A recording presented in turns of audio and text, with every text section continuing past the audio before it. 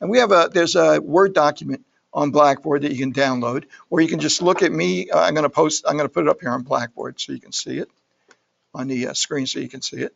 There's also an Excel file version of that as well. Okay, and another document that's also available to you, let me see if I can't get to it, is a random number table. I'm going to open up that random number table. This is from one of the recommended texts or suggested texts. It's not, I don't think there's a random number table in the open source textbook, which is the only, and you don't have to worry about this. This is probably the only time this semester we're going to be using this table. But this table represents a set of random numbers, random single-digit numbers from 0 to 9 that's been generated for us. You can start anywhere in this table, and in fact, you would literally start at some random point in this table. And you can say, like right now, first digit I get is 6, next one is 1, next one is 8, next one is 1, next one is 2. The intent here is that these be in a random order. Okay, no specific rule or schedule or anything like that for sequencing these numbers. That permits us to use these numbers to randomly sample a population. For instance, if I look at these, I started with 6. I'm going to look at it in 2-digit groups, 6-1, 8-1, right? And then the next one's going to be 2-5, and the next one's going to be 4-2, and the next one's going to be 1-5. You see how I'm getting those numbers up there? I just started anywhere in there and just took blocks of 2. Okay, so I'm going to take that 6-1, and I'm going to make it represent, you don't need to see my company's OSHA 300 form, right? I don't think, right? But it's funny with the way stuff pops up on these operating systems. Okay, so I'm going to make that represent row number 6 and column number 1. Okay, so that represents this individual that's in this box, 63, whatever this happens to represent, whether it's an age, a weight, a blood sugar, or whatever. That's going to represent that person. What was the next number that was in that next random number? It was 81. That's going to be row 8, number 1, 63 again, just by coincidence. Okay, that's right. Sometimes random doesn't look random to us sometimes, but we have to trust the table to give us a random selection. Next one's going to be 2-5, which is going to be row 2, number 5. That person's going to be 46. Okay, we're going to use this random number table to take many random samples from the same population. This table right now is our population. It's 100. Our population's pretty small population, in this case 100 people, but we're going to act as if that's a much larger population. Now, I'm going to open up the Excel version of this just so we can take a quick look at what the properties of this population are. Okay, and let's see, what do I want to know about this population? Well, I want to know where the middle of it is, right? So I want to know the mean. Okay, equals average, parentheses. I'm going to move this over so I can see it. And I'm going to highlight all of the numbers in here. It'll find the average for me. And the average is 50. That's not a coincidence. I'll show you later on, if you're interested, how that happens. You can actually generate random, normally distributed numbers in Excel. Okay, the other thing I might be interested in is the spread. And the spread's represented usually for us in statistics by the standard deviation. So I'm going to calculate the standard deviation for this entire population. Whoops. That's the DEV, parentheses. And the standard deviation for this entire population is 9. Pretty convenient, right? Okay, now these are rounded off just a little tiny bit, I think. If I had really let them stretch out a little bit, so you'd have really 9.1 is the standard deviation. But a mean about 50 and a standard deviation about 9. We never get this insight. We never get a chance to see what the mean is or what the standard deviation is for the entire population. I wonder why that happened. Oh, is that behind me that did that? Oh, somebody logged on here. Is that what happened? Is there speakers in these things? Yeah. Oh, I didn't know that. I thought you had to use headphones. I didn't know there were speakers in these things. Okay. All right. So at any rate, Yeah, I've been telling students to bring speakers and bring headphones with them, so if they want to listen in on some of the lectures or the lab from one of these other labs. If for some reason we get, like for instance, sometimes we get a snow day this in the fall semester, right? So if Levi and I are doing this from the comfort of our hearth at home, and you guys are at your homes and so on and so forth, or if you happen to be stuck in school or something like that, you can actually come down here and follow the lab down here. Now that I know there's speakers, probably you want to bring headphones anyway because the other students probably don't want to hear the statistics class, right? So keep that in mind. But at any rate, that may come up. I mean, we may all save a trip in 8 inches of snow or something like that because we can do this way. So at any rate, so we know about this population. We know about the mean of the entire population. We know the standard deviation or spread of the entire population. This is a luxury. We never know this. Only time we know this, of course, is when we do a census or something like that, or when it's a very small population, or for some other special purpose. But in general, we just don't have that luxury. Normally, we have to infer the mean of the population from a sample. We have to infer how spread out the numbers are from a sample. So we're going to look at how samples behave.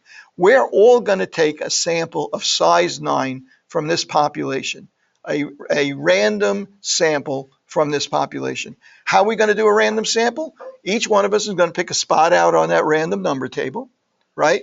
That's going to be our starting point. We're going to okay, row number 2, column number 3 for 23. You go look that number up, write it down, or put it into Excel, into a column in Excel.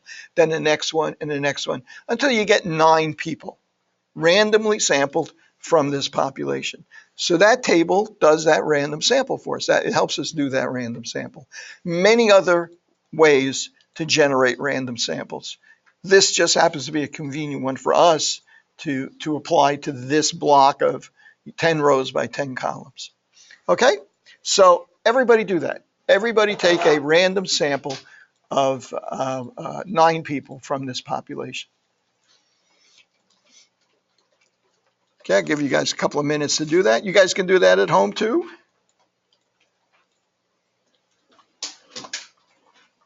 Okay, were you guys at home able to see that as well?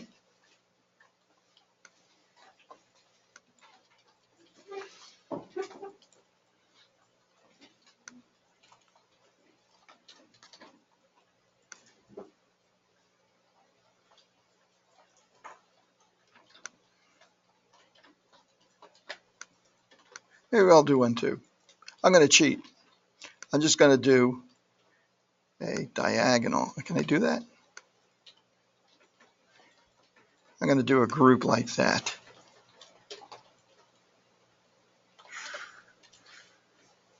Oops, can't do that. Let me do this.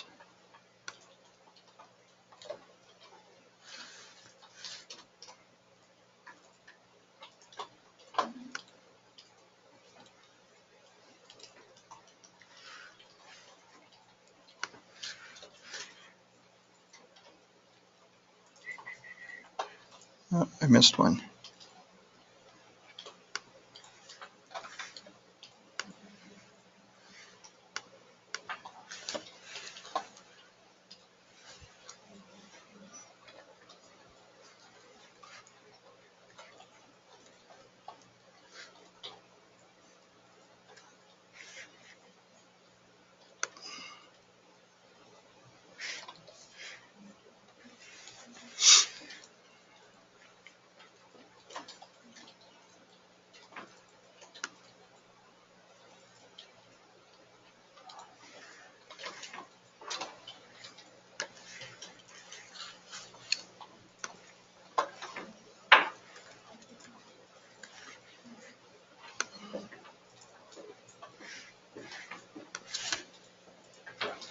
Okay, so as you complete you get your 9 numbers and you have an average of those 9 numbers, tell me what the average of the 9 numbers that you took are.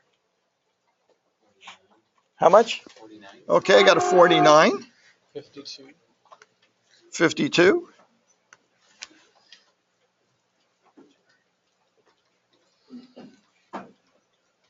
Anybody? 53? Anybody else? Did I miss somebody over here? How much was that? 36? You sure about that? Seems kind of unlikely, right? Maybe you divided by the wrong number. Right? You should have 9 numbers. 48. 49.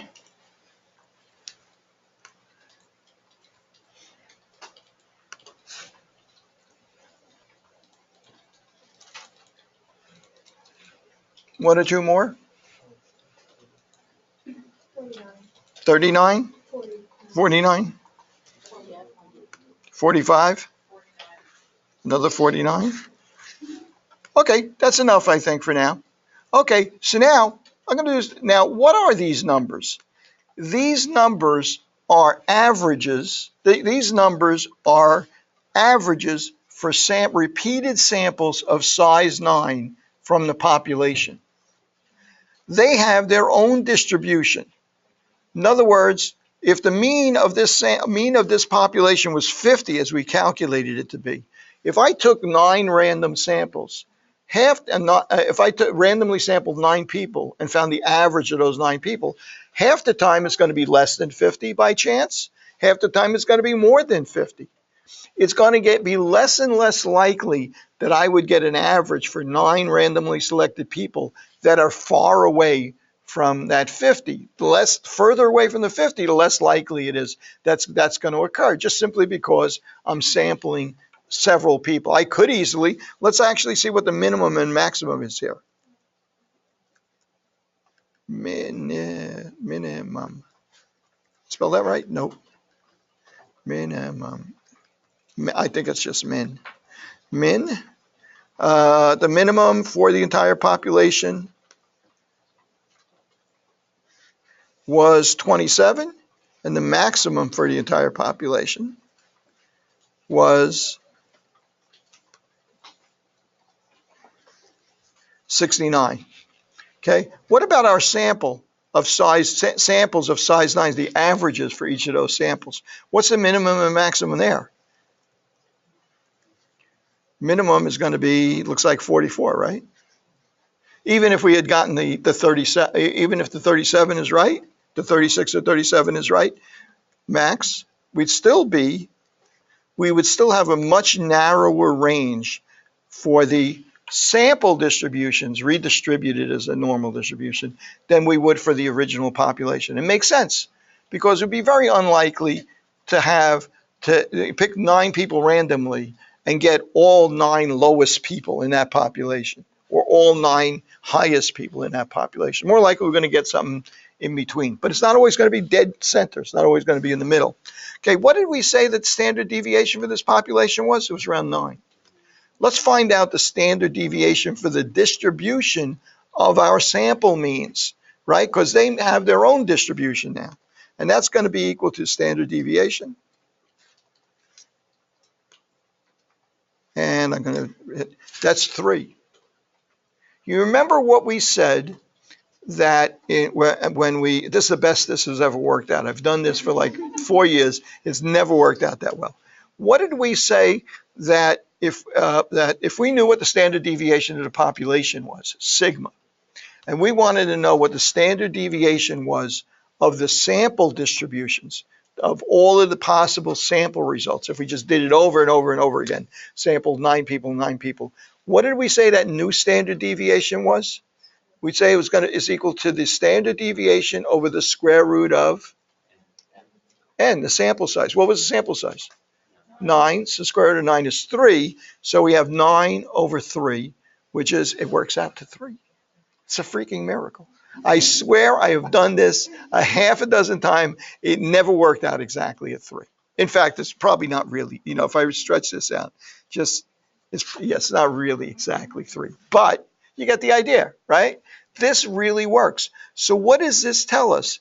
This tells us if I take a sample of size 9, what is my relative level of certainty that my sample mean really represents my population mean. In order to understand how likely it is that my sample mean really represents the population, I have to have a handle on how variable that if I had repeated that sample mean over and over again, how variable the results would be, how low they would have gone, how high they would have gone. That would allow me to kind of bracket how much my error is when I use the sample to interpret what the population mean is. We're actually going to use that width, that spread, for the repeated samples over and over again later on. We're going to call that a confidence interval later on, but we're kind of getting ahead of ourselves a little bit right now. Okay, so we got a couple of examples that we can work out now. So really, that's a key here. When we talk about a sample distribution and the central limit theory, we're talking about if we had taken repeated samples of the same size from a population and now plotted that as a new distribution. Okay, and we would have a new sample distribution or a different sample distribution for every sample size. Which is going to be narrower? Is it going to be the sample distribution for a sample size of 9 or for a size of 25? 25. There's two ways you know that. One is you know you're going to divide the standard deviation of the population by the square root of the sample size, right? So in one case you're dividing by not square root of 9, the other case you're dividing by square root of 25, 3 or 5. So you know it's going to be a smaller standard deviation. The other way is intuitively you know it, because if you take a bigger sample size, each one of those results is going to be closer to the mean. If you took a sample size of only 2, there's a good shot you'd be far away from the mean, right? Sample size of 2, good shot. But as you take a bigger and bigger sample size, it's going to be more representative of what the mean is intuitively. So it's going to be closer to the mean. So doing it over and over again, the results are going to be closer to each other. You're going to get fewer answers of 36 and more answers of 48 and 49 and stuff like that in the case of this distribution if we had done that. Okay, so now we're starting to understand how samples work, and we're going to be able to put that to work for us. So let's take a look at some of these examples. And we're going to throw back for a second on this first example. And on this first example, we're actually going to take a step back and look at a regular normal distribution and the z-table, or Excel if you want to use Excel to figure out what the z-score is. Just so we distinguish this from how we're working with the population and how we're going to work with a sample. Okay, now in this case we know the entire population. If the total cholesterol values for a certain population are approximately normally distributed with a mean of 200, okay, I'll make that bold, and a standard deviation of 20, find the probability that an individual picked at random from this population will have a cholesterol value, and we're going to examine this. Okay, first of all, from the perspective of parameter and statistics, mu or x bar, when I say 200, what am I talking about here? Is that the population mean or a sample mean? That's the whole population, right? Then we say of a certain population, that's everybody in the population. Standard deviation of 20 milligrams. And is that a population? Is that a parameter or a statistic? Is that sigma or S? That's sigma, because again, the problem says this is the population mean, the population standard deviation. Do we often know these things? No, we often don't know these things, but in this case, in this exercise, we do. So we're going to just work with the population standard deviation. Okay, so what's the probability that a randomly chosen individual from this population will have a cholesterol value between 180 and 220? Okay, I'm gonna pull up a sheet of paper here so I can write. And let me see here. Okay, turn this on. And I'm going to move here. So 200, standard deviation of 20. Okay, so here's my mean. Okay, my mean is 200. Okay, and that's mu. And sigma is equal to 20. And we're looking at what's the probability that we have a value between 180 and 220. Well, we could use the empirical formula for that, right? So what's the probability that we're between these two? 68%, right? Okay, and if you wanted to use a z-score, you could use the z-score. Okay, I'm not going to do that in this instance. Okay, so now, next question is between 160 and 240. Right? Yeah, 95%, exactly, right? Because we're 2 standard deviations below and 2 standard deviations above. Okay, now let's see. And less than 150 milligrams, right? Less than 150, what would that probability be? How many standard deviations away from the mean is that? 2.5, right? So in other words, 150 minus 200 over 20 is negative 2.5. And what would we say that is? Well, how are we going to do that? We're going to go to our z table, right? So let's go to our z table. Okay, let's see if I got it here. I think I do. Okay, I have a couple of z tables, just so you can see the differences. The Agresti z table has 2 pages. This one, I can just take my negative numbers, negative 2.0, let's see, 2.5, yeah, 2.50, and it says 0.062, right? That's less than 1%, 0.062. Okay, and if I use this other table, from Pagano, a different textbook, I only have one. Okay, so now this one, if I go to 2.5 here, it gives me a value of 0.006. Okay, well, 0.006, in this particular case, it gives me the value, it only gives me positive values, but it gives me the value to the right of that z-score. So in our case, it gives us 2.5 standard deviations above the mean and the area to the right of that. Well, that's the same thing as I'm looking for in the lower end because they're symmetrical, right? So in fact, I can just look at this here and I get the same value, 0.006. Okay, so this area, so what's the probability? It's going to be, let me see if I can't get back to that sheet.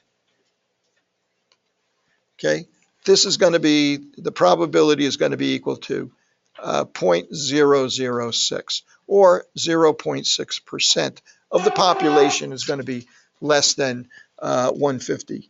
Okay, so now let's see. Okay, between 190 and 210. Okay, 190 and 210. Well, that's good. This is going to get a little interesting now, right? So I can't get a different color here. Okay, we're looking for the area, the probability of someone having a cholesterol level between 190 and 210. Well, can't use the empirical formula because how many standard deviations left of the mean is? That's going to be equal to 0.5, a z-score of negative 0.5 and a z-score of plus 0.5.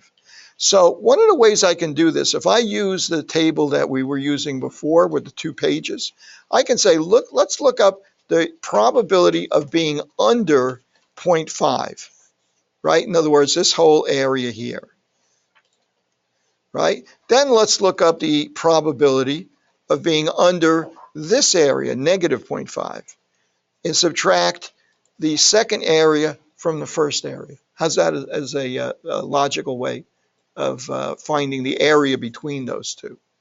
Okay? Okay, so that's what I'm going to do.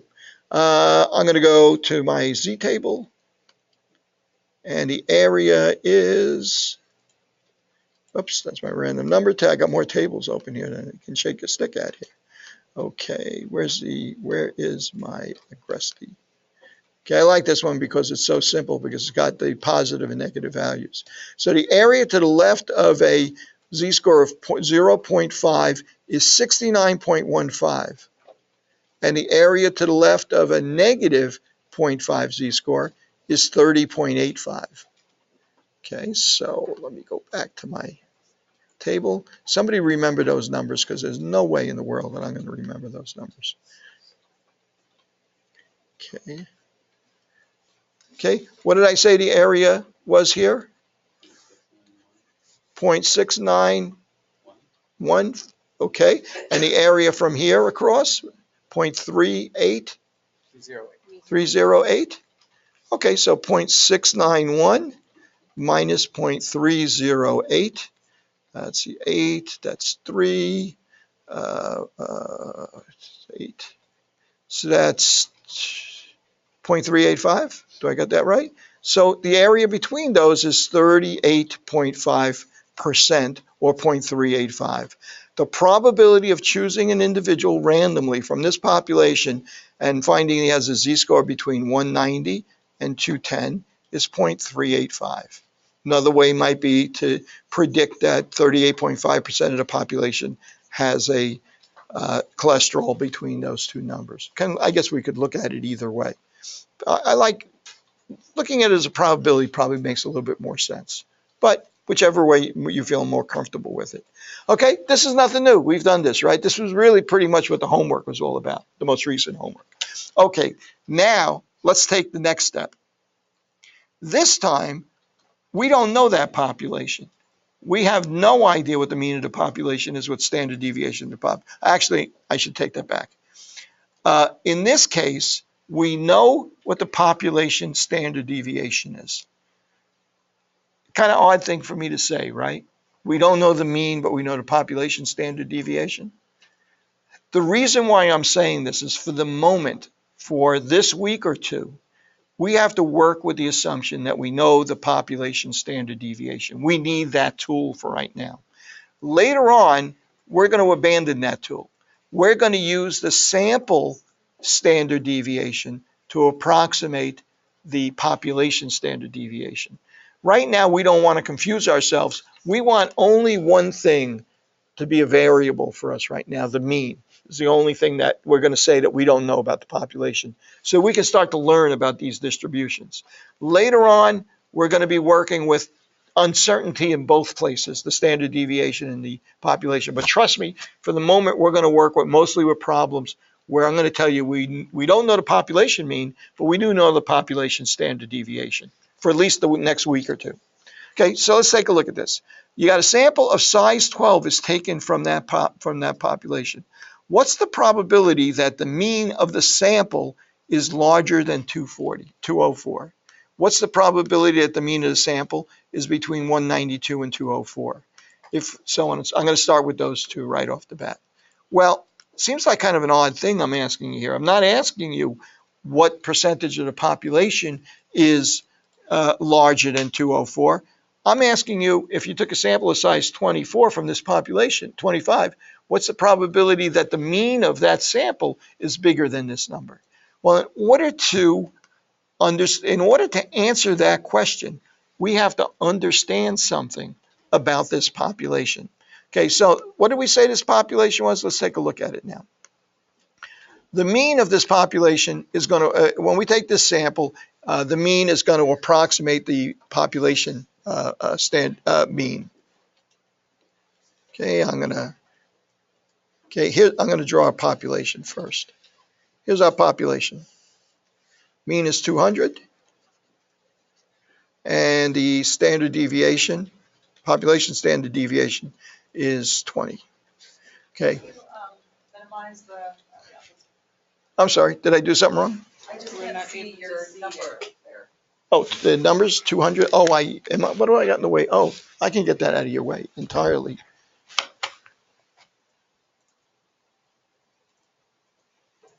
No, I don't want to do that. I want to do this. Oh, I don't want to do that. I want to do this. Good. Okay, there we go. Now you see what I'm working with over here. I have the same problem, except I can't close it because I have to look every once in a while at the chat box and see that Annie and Maryam are giving me some of the answers here. Thank you. Okay, so at any rate, so our population mean is 200. Population standard deviation is 20, right? So now I'm going to take instead, I'm going to take, I'm going to take a sample size of 25. Well, if I take repeated samples, I don't mean 2 samples, I mean 1,000 samples. 1,000 times I take a sample of 25, find the average of those 25, and I replot it here. Well, my new distribution of all these sample means is going to be centered around 200 also, right? Because half the time it's going to be higher and the other half the time it's going to be lower. Oops, let me bring this back. Okay, so where is my new sample? What is my new sample distribution going to look like? Well, it's going to have the same middle, right? Because these half the time these samples, the average for those sample size 25 is going to be below 200, half the time above 200, because that's the way the population is. But my distribution is going to be much narrower. Well, in the case of my population, the standard deviation was 20. What is my standard deviation going to be for my distribution of sample means? It's going to be the standard deviation over the square root of the sample size, which is going to be 20 over 25. Square root of 25 is 5. It's going to be 4, right? So if I look at this, right, well, 4. If each one of these ticks are 4, that's 2 standard deviations, 3 standard deviations.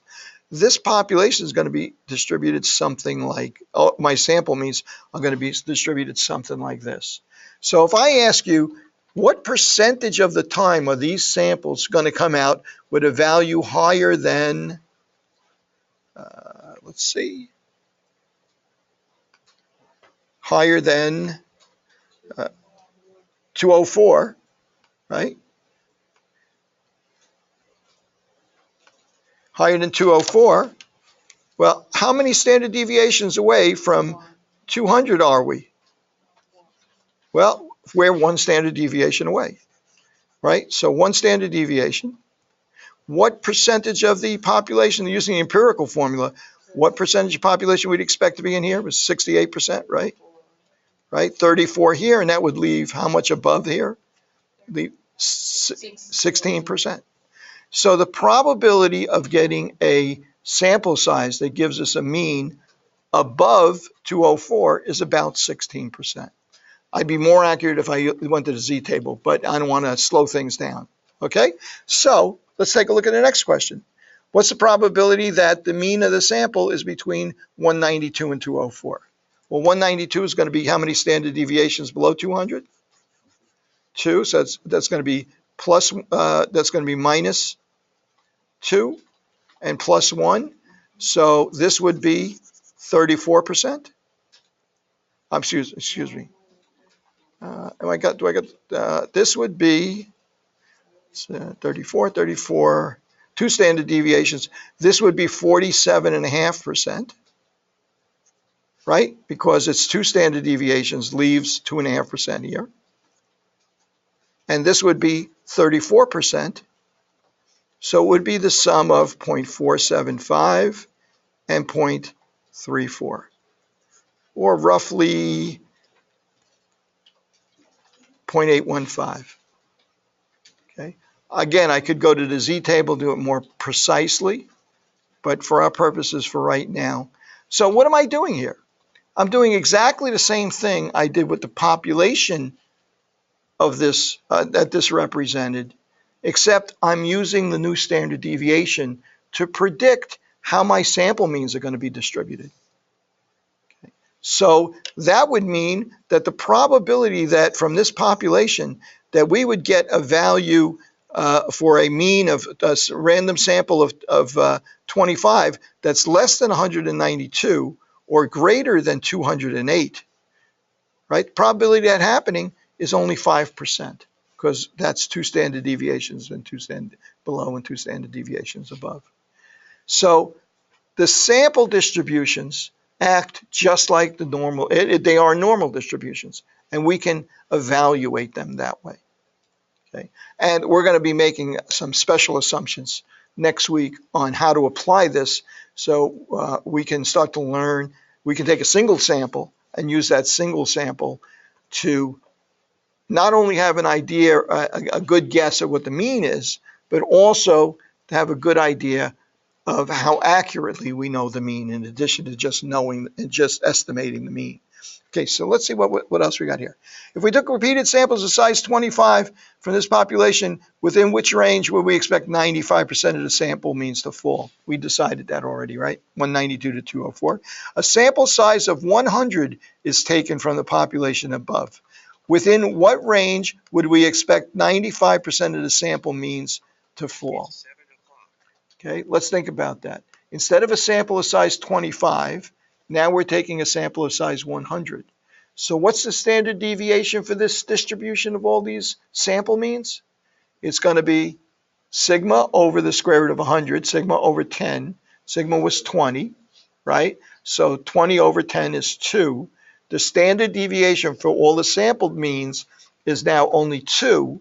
So 95% of them would fall between 4 below the mean and 4 above the mean. Okay, bigger the sample size is, the narrower our distribution of all these means is. Okay. So this is confusing first time around. I guarantee it, right? Because you've never had to deal with, how do I look at repeatedly over this it's kind of a silly thing, right? I mean, the idea of just keep taking sample means over and over and over again to see how they distribute themselves, right? Normally, in normal life, you take one sample and you're done, right? So this isn't something you do in real life, but by thinking about it this way, it helps you predict when you take a sample, what the results of those samples mean, how accurate that sample represents the population. This will become even much clearer as we start to apply this. Okay, so let's see what we got next. Now, I got a bunch of examples here.